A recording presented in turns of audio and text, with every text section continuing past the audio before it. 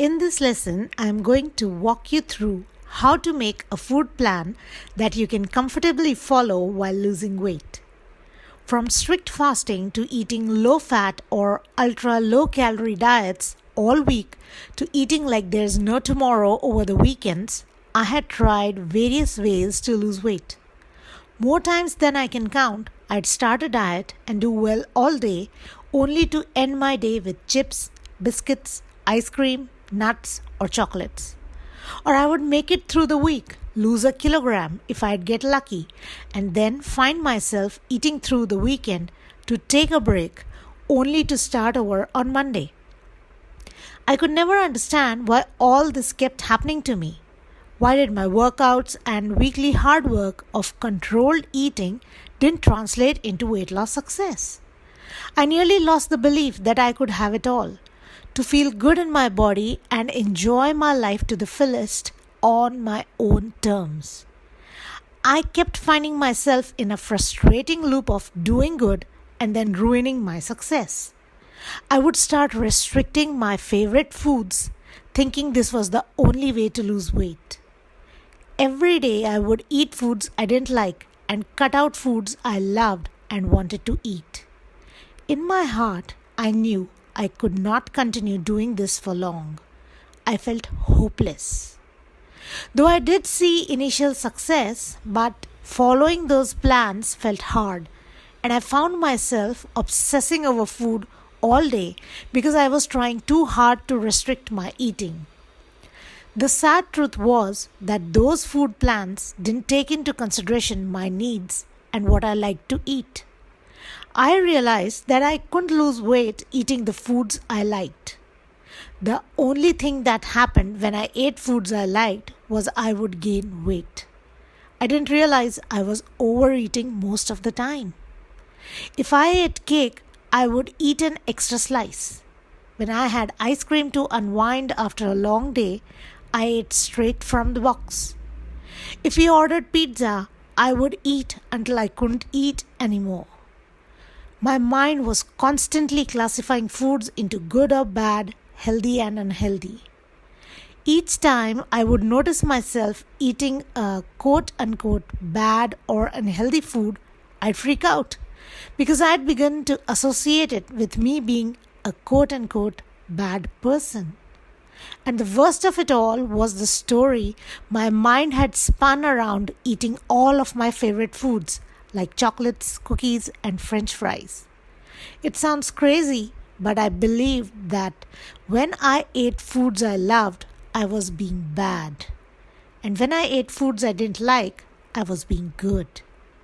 This set me up to fear food, feel inadequate around it, and worry about what I ate to cope with the negative feelings so I didn't feel so bad about myself.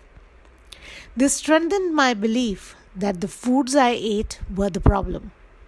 Being constantly confused about what to eat was one of the biggest obstacles that kept me from losing weight. It took me a while to realize that the solution to this problem was rather simple. All I needed to learn was how to eat foods I loved in a way that helped me lose weight. If I learned that, then I could lose weight in a way I could live the rest of my life. This understanding led to another realization. To lose weight, I needed to learn to identify all foods as foods and stop labeling them as good or bad, healthy or unhealthy. I could enjoy them guilt-free as long as I was eating while honoring my body's hunger and nutritive needs. This understanding opened the door to plan foods I would enjoy eating while losing weight. You see, the best way to lose weight sustainably is to start by feeling that we can do it. That's what I needed when I started the last time. I knew I had to figure out a way that I could stay consistent and committed and do things each day to help me lose weight. I knew that choosing a method that made something so basic yet necessary as eating too hard put me at the risk of quitting or skipping a few days of being on plan. And because I had failed so many times before, the last thing I needed was to start with something so restrictive or depriving that I risked not being able to follow through. My past attempts had failed because I couldn't keep going. Not being honest with our true desires, agreeing to eat the foods we do not enjoy, and not making room for keeping our lifestyle and schedules in mind paves the way for failure. I'm sure you'd agree that we all want a better way to lose weight that normalizes food, makes it easy to take care of ourselves, and allows us to have a life while losing weight. We are tired of being told we just need to learn to say no, we have to want weight loss more, or we just need to try harder. Well, I don't know about you, but if trying harder worked, you wouldn't be taking this course. Our issue isn't trying harder or not wanting weight loss bad enough. We try a lot of things and we want it so much we can't quit thinking about it. The problem is nobody is showing us how to eat with a simple, easy to do practice and to practice that process. And no one is teaching us how to stop eating once we are physically satisfied simply because we had a bad day, someone offered us something irresistible, or to unwind after taking care of everyone but ourselves. That's exactly what I'm going to attempt here. To teach you how to make a realistic plan that takes into consideration all of those things and more. It's a plan that helps you make sense of how to eat long term. Your food plan shall include the foods you'd like to eat on a given day without having to overthink, bargain, or negotiate to do so. The simplest way to make a food plan for your day is to make it under 5 minutes on a piece of paper or in the worksheet provided in the companion workbook. You write in breakfast, lunch, and dinner and any snacks that you would like to have. There are no wrong or bad foods. You think about what you would like to eat on a given day and you note them on your piece of paper. For example, when I started my weight loss journey, I was well aware that I will need to cut out processed foods and add in fresh fruits and vegetables. I didn't need Google to tell me that because I had known this time-tested pillar of health since I was a kid. But did that knowledge alone help me start eating fresh fruits and vegetables regularly? Of course not. Though I was highly motivated to lose weight, I was equally unmotivated to eat salads, simply because I had not done it ever before in my life, except occasionally. So I decided to give it a try. I went to the fridge to check what vegetables I could try first. I spotted a fresh cucumber, paired it with a juicy red tomato, and decided to make a sandwich. It was a simple white bread sandwich with buttered slices of bread, slices of cucumber and tomato, and some salt and pepper. I ate it with some tomato ketchup. If you are wondering why would I eat a sandwich that was nowhere near to something a person on a diet would eat, let me tell you, I knew that if I wanted to eventually start eating fresh fruits and vegetables, I had to start from a place where they were tasty and felt tempting enough for me to keep trying to eat them in one form or the other.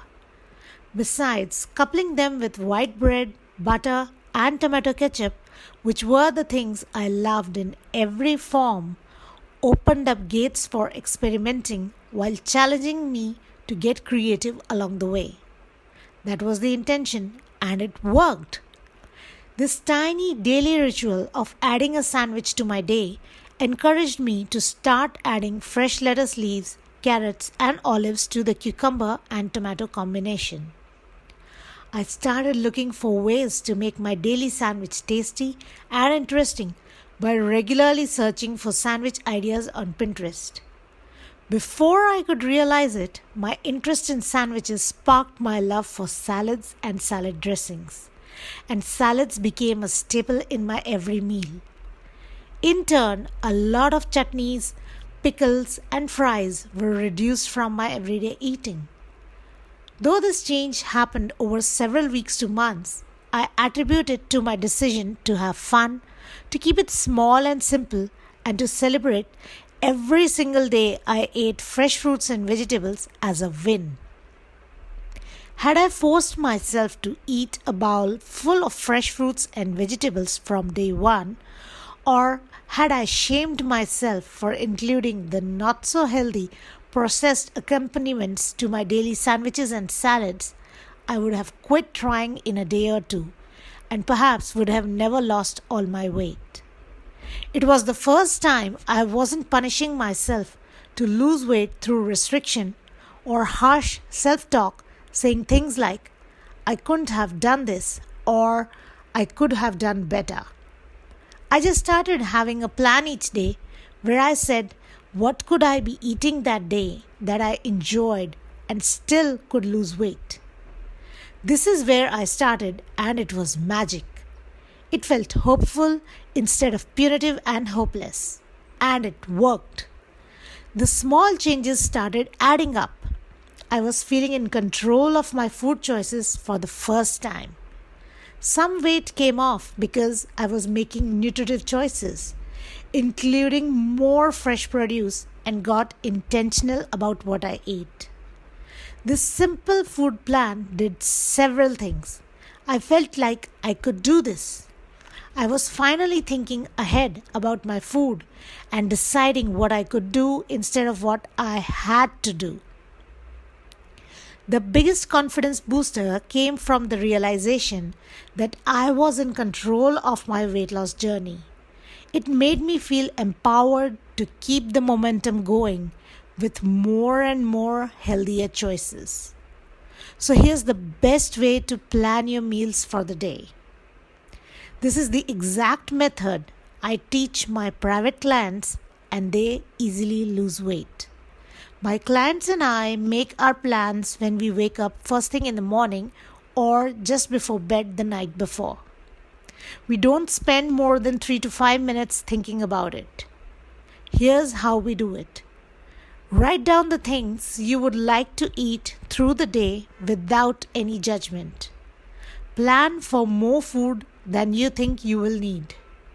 Remember to only eat if you are hungry. You might plan snacks, but if you are not hungry, skip them. You have plenty of food to look forward to. Plan for the tired version of yourself. Take care of her needs. Let her create small wins by following the plan. And that means planning foods you know you would like to eat at times when you are tired. You only eat if you're hungry, and if you're not, you wait till you are. And when you feel satisfied or just before feeling full, you stop eating. You never have to worry you aren't going to eat enough. You can always trust you can have more when you get hungry and eat things you want that feel good to you. Now, here's the problem you might experience. You'll likely still want to eat off plan because you are just used to restrictive diets. If you plan all the things you love, your brain will offer food suggestions it wants in the moment. You have to watch for this, and remember, you can plan for those foods the following day. You honor your plan for the day and plan the foods your brain is suggesting the next day. When you are planning the next day, if you still would like to eat the things your brain offered, you can add them to your day's plan.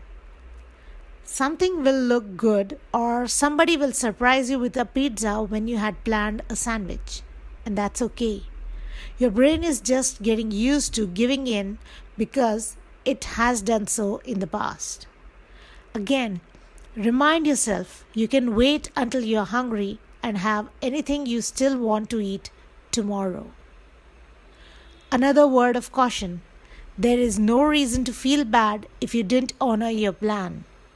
There's every reason to decide to feel good about taking simple, actionable steps forward. There's going to be a learning curve, and I encourage you to do one thing at a time. Remember, it's normal to not be perfect at first. We get better with practice. Do you know what's not normal?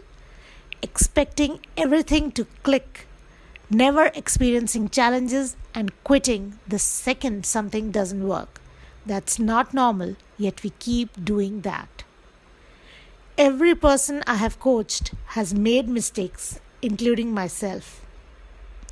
The only difference between a weight loss success story and someone else's the decision to keep trying to make things work till they successfully lose all their weight.